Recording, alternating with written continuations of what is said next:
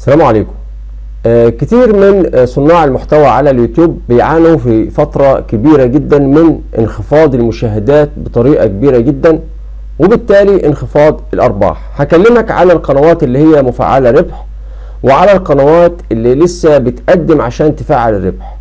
تقريبا في قنوات كتير بتعاني من نفس المشكلة، اللي هي انخفاض الأرباح وانخفاض المشاهدات بطريقة كبيرة. القنوات اللي عايزة تفعل ربح على اليوتيوب بتحاول ان هي تجمع المشاهدات عشان تجمع الساعات، والقنوات اللي هي مفعله الربح بتلاقي مفيش مشاهدات كبيره وبالتالي مفيش ارباح، ومعظمهم ما بيكملش $100 عشان يكمل الحد الادنى للقبض، طبعا بعد ما تم تغييره الى الجنيه المصري في الفتره الاخيره، واصبح الحد الادنى اللي هو ال5000 جنيه مصري. النهارده انا كان عندي القناه دي، كانت قناه ميته تماما مفيش فيها اي مشاهدات زي ما انتم شايفين، وانا بقول لكم بالتواريخ.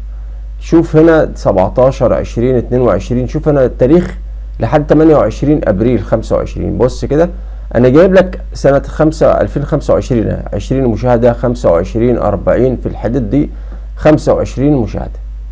وبعدين بدات اشتغل عليها باستراتيجيه معينه هقول لك عليها. شوف 2 مايو اهو، دي القناة. شوف هنا حصلت قناتك 15,000. شوف هنا ابتداء من التاريخ ده، شوف هنا مثلا 6 مايو، شوف 7 مايو 6 مايو كان كام؟ 9 مشاهدات. شوف 7 مايو 312 مشاهدة. شوف 8 مايو 14,000 مشاهدة. خلي بالك ده في خلال يومين فقط.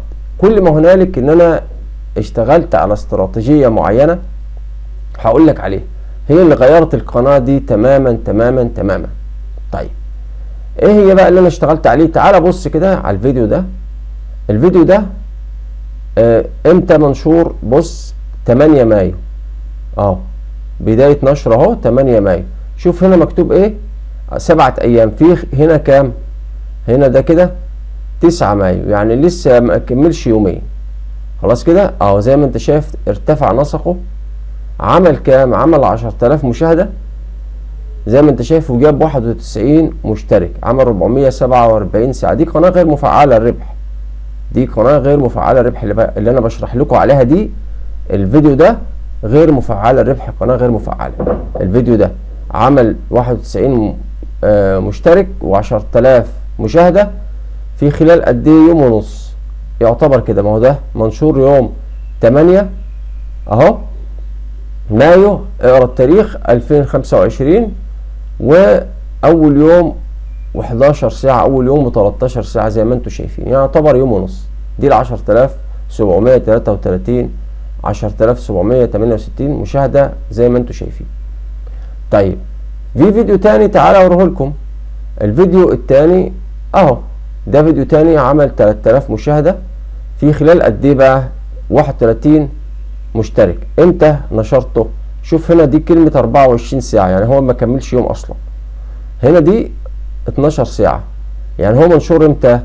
منشور الجمعة النهاردة بس الصبح، النهاردة الجمعة الصبح اول 10. شوف ده الجمعة 9 مايو عشان ما حدش ايه.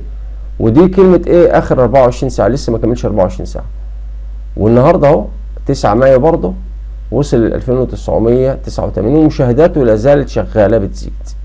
طيب ايه بقى اللي انا عملته بالظبط وغير القناة وغير الاستراتيجية وغير المشاهدات ورفعها بالطريقة دي؟ الموضوع كله يا جماعة في الترند، فيديوهات الترند. انا كنت بعمل ايه؟ انا بقى عملت ايه بالظبط؟ هقول لك يا سيدي. اول حاجة المصدر الاساسي هو الترند. يعني ايه الترند؟ يعني بجيب الفيديوهات اللي شغالة ترند دلوقتي.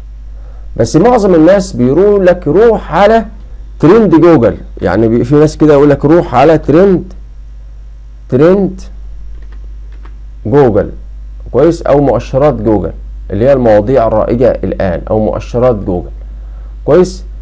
فانت دلوقتي بتجيب المشاهدات او الفيديوهات اللي عملت ترند. هنا بقى الغلطة ليه؟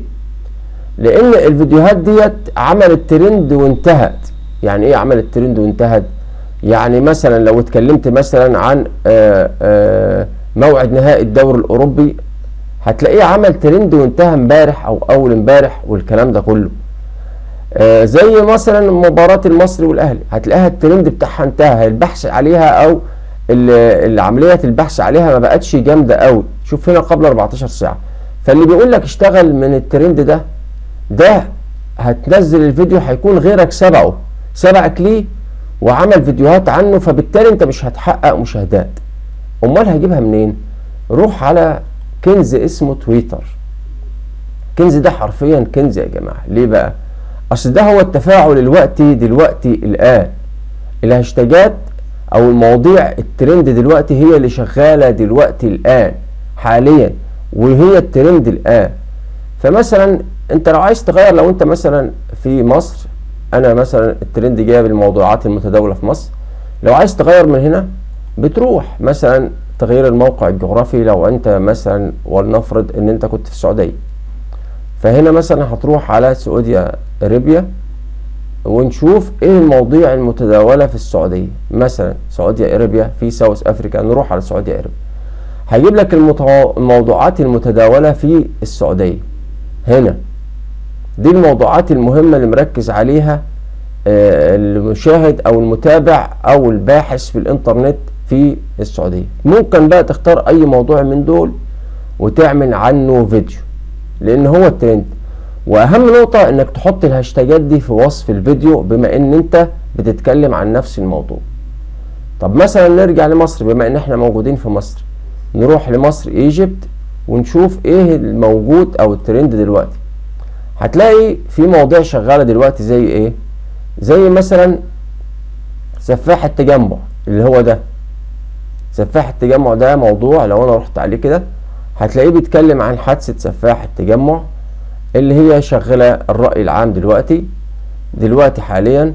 ممكن تجيبه وتعمل عنه فيديو. حتى في ناس بتستغل الترند ده وتكتب في مواضيع مختلفة بس في نفس الهاشتاج عشان فيديوهاتها تروج. ده اللي انا اتكلمه عليه، ده سفاح التجمع. في مثلا حاجة اسمها كيد النساء. شوف ايه المواضيع المتداولة في هاشتاج كيد النساء واكتب عنها. شوف جامعة المنصورة وفتاة جامعة المنصورة اللي هي توفت رحمها الله في جامعة المنصورة، اللي هي عاملة هاشتاج ودلوقتي ومتصدرة الترند. ده اللي انا عايز اقوله لك. فموضوع الترند ما تجيبوش من مؤشرات جوجل، لا، انت تجيبه من تويتر. الكنز اللي بيجيب لك ايه اللي بيدور دلوقتي في بلدك والناس بتبحث عنه. طيب انت هنا لو عايز تكشف، هنا رائجة في باكستان، لو عايز تبحث بحث دقيق هتروح على دولتك مصر وتختار مصر من هنا. لو حتى تكتب مصر اهو، اهي مصر اهي، وتروح ايه اللي رائج في مصر دلوقتي او في على مدار الساعة او الايام 30 الاخيرة. هتلاقي المواضيع المنتشرة في مصر موجودة ايه اللي متصدرة الترند دلوقتي في مصر، واهم المناطق اللي متصدر فيها الترند.